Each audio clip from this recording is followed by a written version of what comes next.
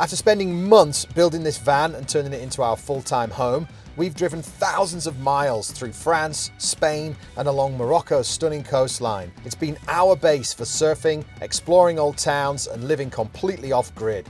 But after all that adventure, it's time for a little TLC. Some upgrades, some maintenance, and a few big changes to get this van ready for the next chapter on the road. Cross your fingers for me. Tea and biscuits. Soapy water on here. Right, yeah, let's try and put this all back together, shall we? Oh, look at them gorgeous new shots. They just live in my brain all the time, they won't go away. Right, it's quite early, as you can probably tell. It's the day. We're taking that down for MOT. Hopefully we'll be first in the queue down there. We're booked in nice and early. And it should only take 20-30 minutes to have it all checked and find out what it's going to cost us to get this thing done. I know already it needs certainly one tyre, probably two, so that's all right. I was going to get some nice big, not all-terrain, all-season tyres, and I'll put those on the back and have my other two good ones at the front.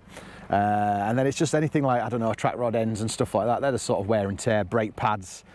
And then hopefully it's a load of stuff that John and I could just do ourselves over in the workshop to keep the costs down. And yeah, let's see, shall we? Right, we're going to roll down there. I'll ask him if it's all right to film a bit in the garage, but we'll see. Otherwise, I'll see you after.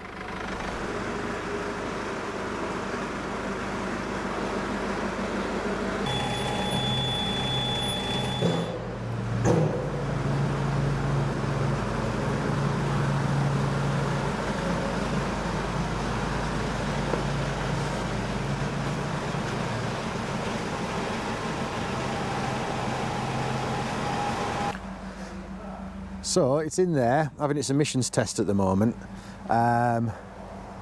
Basically, this was meant to be like a pre-MOT to see what needed doing so that we could go away and do it and then bring it back for an MOT. But because it's actually so good, he says, and the tyre that I thought was too far worn, he says, no, it's passable. He's like, well, do you want me to log you on and we actually go for it? I'm like, well, yeah, if we can do it.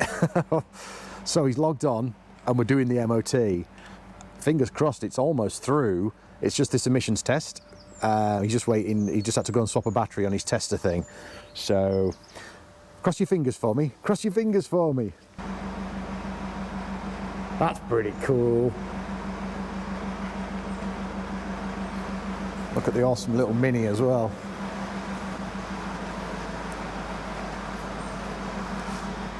I used to have one of each of those. I used to have a little red Mini, and I used to own one of those bay window Volkswagens a long time ago. A few moments later.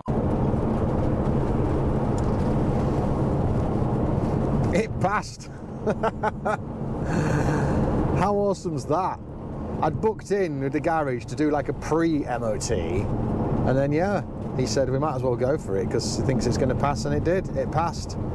I got a couple of advisories. They're very minimal. He's even said, like, look, honestly, they're going to be fine for another year. He says I wouldn't waste your money on brake pads and stuff because they've got loads of life in them. So yeah, wow. That's just changed everything. I thought I was going to be the next 2 weeks doing jobs on the van to get it through an MOT. That's just given me lots of time. And also it means the finances are a little bit better than I thought they were. So yeah, there are jobs to be done on the van, but that does mean we can start hatching plans. But before we start hatching any plans, like I say, there's a bit of tinkering to be done. So John and Ella are busy today. Ella's gone to art group and for a sleepover at her best mate's house. And John has gone to the art group as well, but he's also going to go and volunteer in one of the charity shops down in Thirsk, which is thanks to Claire, my brother's girlfriend, who works there and takes care of that charity shop. So I'm on my own. What I am going to look at today, for all of you who've been around a while, it's time to address the turbo. Or at least step one in addressing the turbo. Let me show you what I've got here.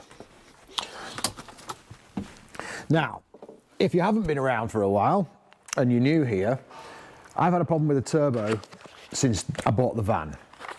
It goes into an underboost warning on the dash. When I was in Morocco, they took the entire turbo out. It's a twin turbo. They took it all out, they reconditioned it. It came back looking new and it was a bargain price, and what a wonderful job they did, and an amazing garage, can't fault them. But it didn't cure the problem. But by then I was too far up the road and on my way back towards Spain to turn around and go and do anything else with it. They wanted me to, because they were saying, no, we know what to do. But anyway, so on a Sprinter, it's, well, I wouldn't say a common problem, but it's a problem that comes up, and it can be any one of a number of things. So the reconditioning of the turbo was part one, to make sure all the pipes were good, there was no broken seals or anything like that. Two other things it could be. Sensors. It could just be as simple as a sensor, which is down underneath, and I'm not in the mood to do that right now. The same price as a sensor is one of these solenoids. Now there's two of these in a turbo system. There's one that lives just down here, and there's another one that's incredibly difficult to get to, which is down in there. Now, a lot of people think that this is what the problem can be, and quite often on a Sprinter this is what the problem is.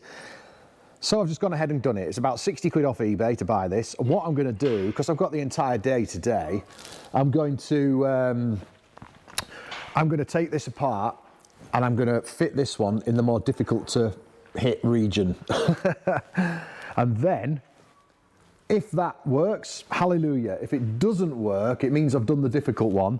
The one I've taken off there is obviously still working, and I'll swap that for the one at the front, if all that makes sense, because that'll be an easier, quick job later on. If that still doesn't fix the turbo problem, it's just cost me another 60 quid, and now I've got new parts everywhere. Then I'm going to have to look at the sensors, aren't I? So I'll have to buy a sensor, get underneath the van, and they're a bit of a pain to get off. But and beyond that, then it really is head-scratching place where I just don't know what it could be. I spoke to my mechanic yesterday, and he advised that what my plan of action is a good idea. So that's what we're going to do. Once again, I might just stick you on with a bit of music while I just get on with this stuff. I'm going to get my overalls on. I'll put some music on for myself, and let's just get stuck onto it, eh? Let's just get into it.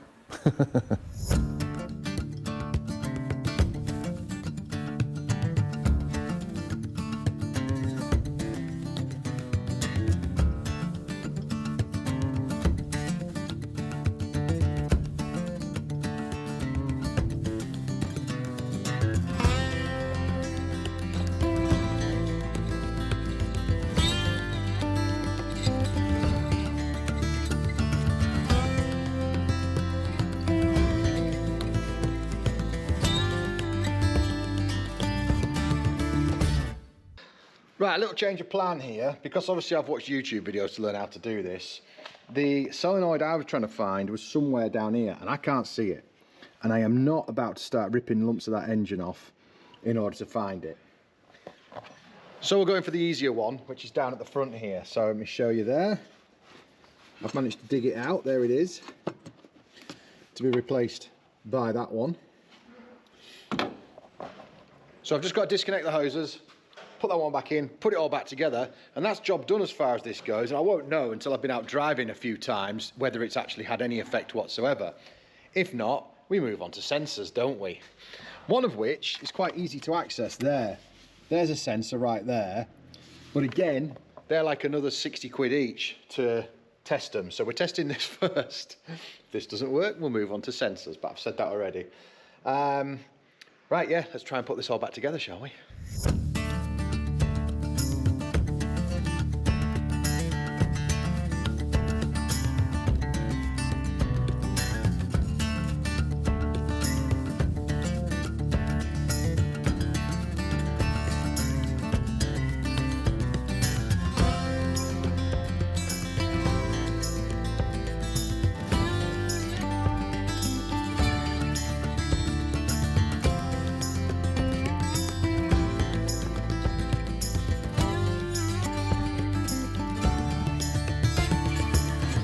Right, where's my list? Where's my list? There it is. Here's my list. Right then, that is done. I fired up the engine, it runs, it's fine, there's no warning lights or anything, so now I can only test it when I go for a drive later, which will be when I go to pick up John, really, so I've got hours to kill.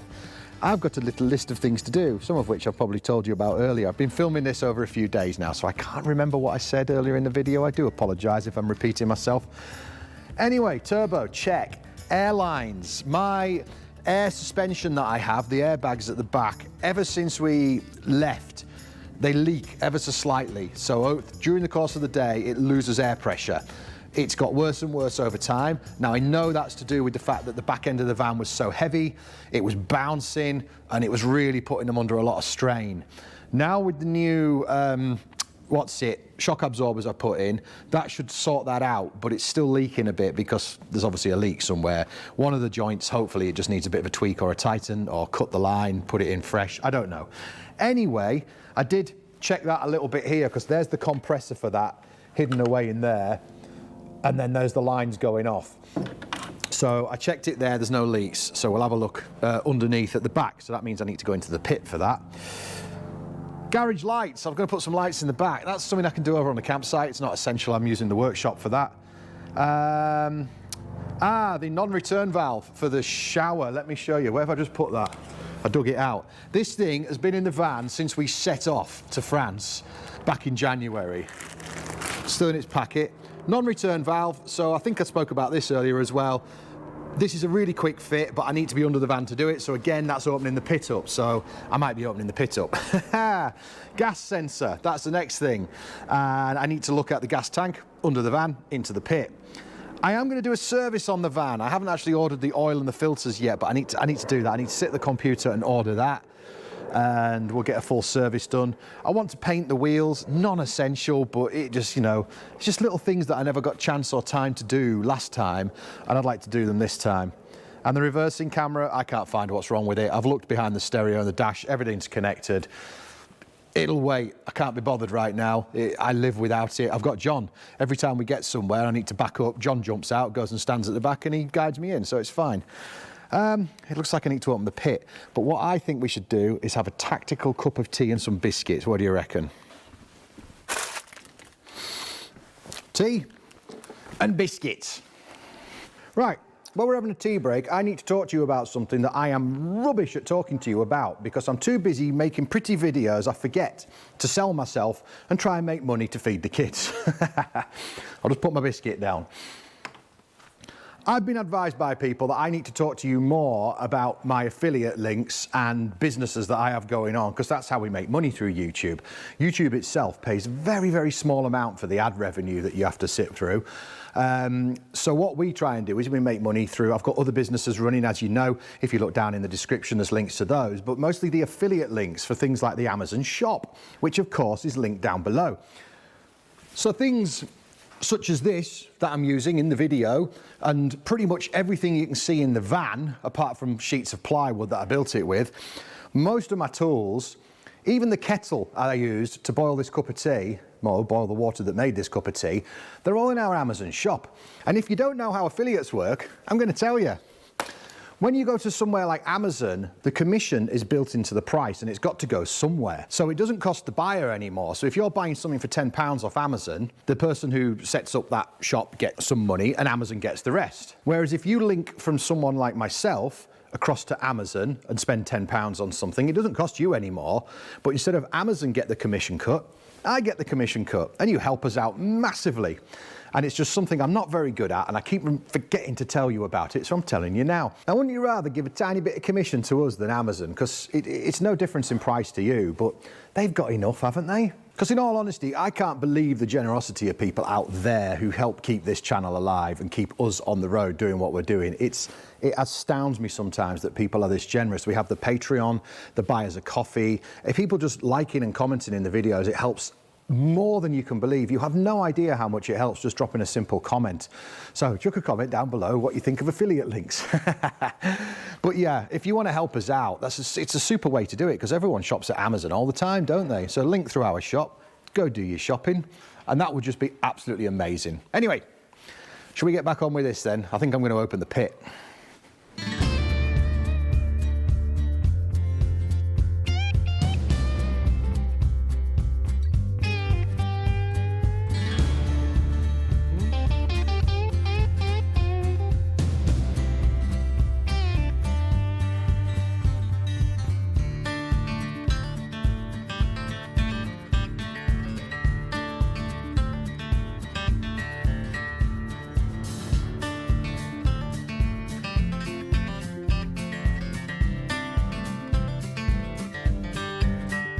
Okay, got my torch, got John's head torch. We're just going to have a nosy, I'll show you what I'm talking about. Let's go down, shall we? So we haven't been in here since we were under Sally's van. Oh, look at them gorgeous new shocks I added. Aren't they beautiful? So, first off, there's my plumbing.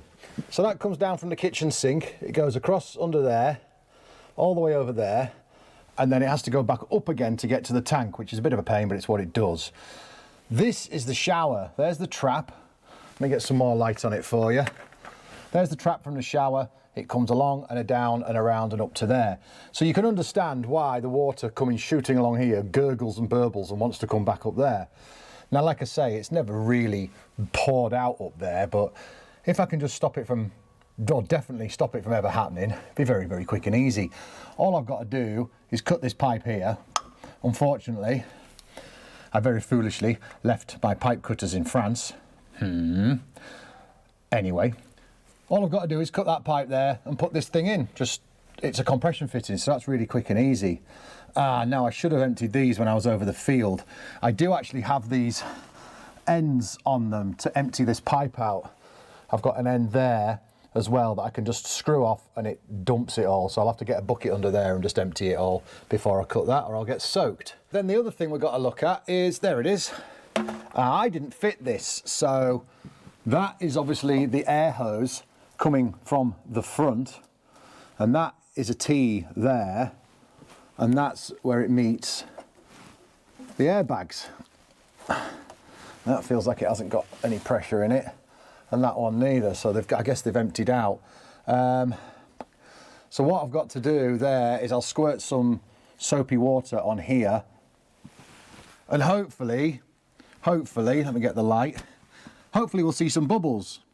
Because if we do, we know, yay, we found the leak and we can get it all sealed up again and sorted out. If we don't, I really hope it's not a problem with the airbags themselves.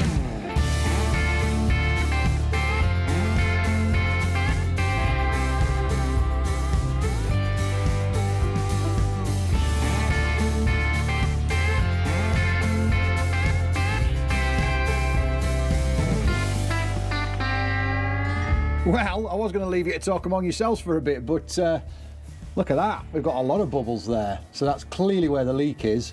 So hopefully it's just on the valve where that joint is.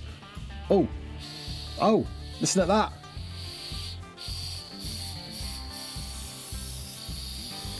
Hopefully I can just tighten that and solve the problem. I'm going to let the pressure die off. Oh, fingers crossed. But I hope it's not something that's actually snapped or broken, because that would suck. I'll be back to you in a minute.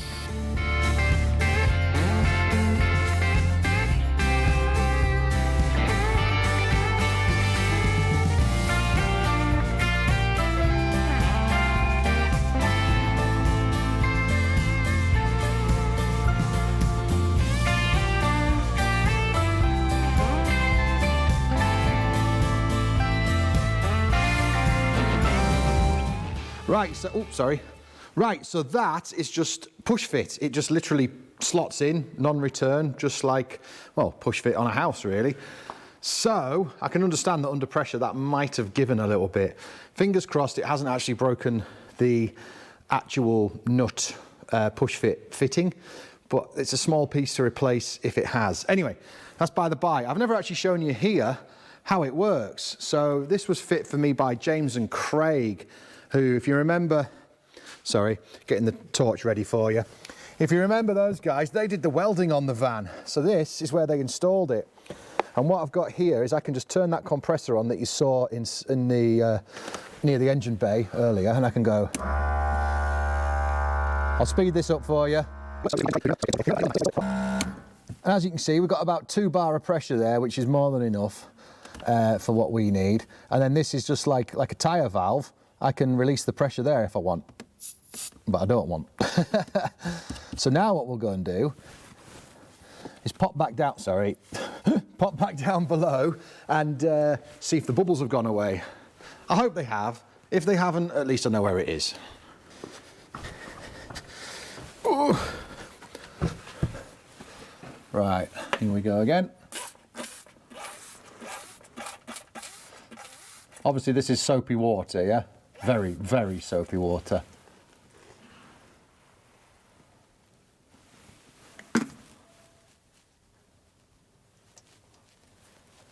Nothing. I think we've cured it. Job, check. Oh. Right, now I need to see if I can find a hacksaw to cut these pipes, and I'll quickly empty the white pipe out so I don't get showered on, and we could have that done, and we're just checking jobs off the list, checking them off. Imagine how cool it would be if that turbo's fixed as well, but I'm not holding out any hope on that one, just because I'm not.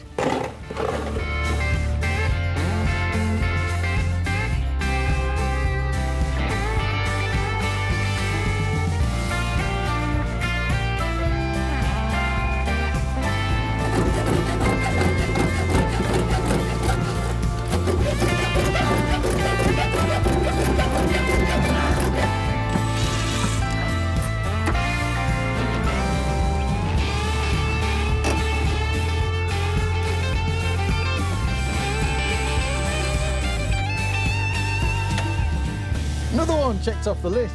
This couldn't be going better. You know, I'm the kind of person who, things like this, they live in my brain all the time. I'll wake up in the night and think, oh, I've got to fix that thing.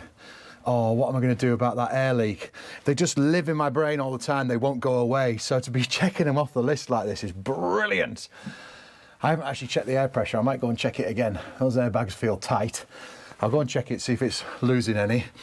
But that's that done, so that's a non-return valve. So now when the water comes down from the shower, it can pass through there, but the water coming from the kitchen and coming back this way, it gets blocked. It won't allow it to go back up and into the shower, so yay. I'm gonna check the air pressure. Look at that, it's holding at 2 bar. It's holding at 2 bar.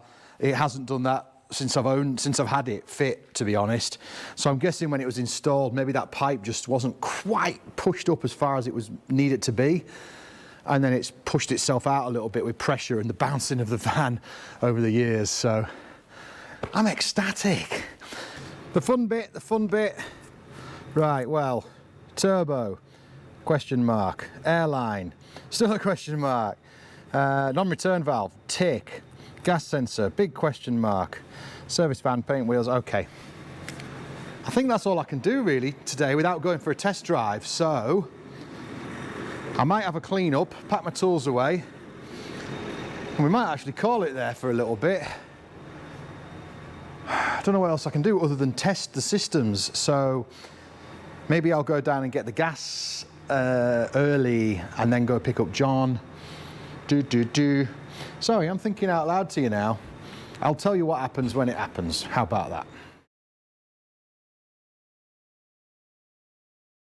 And here we are, right back where we started the video. Unfortunately, it's a damn sight colder and a heck of a lot windier. It's about a week after that last bit of filming. I had to get things tested before I could tell you how it was going. It's clearly about time to leave the UK, but we can't do it yet until we get the French paperwork sorted. More about that coming up soon because things are looking good. Anyway, the good news, turbo fixed, working, wonderful. Been driving it for a week, changed my life. Airbag suspension, fixed, working, also wonderful. I am so happy. We've got an MOT, but we've also got a few more jobs to do. So the third video in this van maintenance series is coming out next week, where we're going to get some lights in the back. I'm going to paint the wheels, get the rust off them, and oh, we've still got the oil filter to change, haven't we? I'm waiting for a tool. But other than that, blooming happy, couldn't be happier.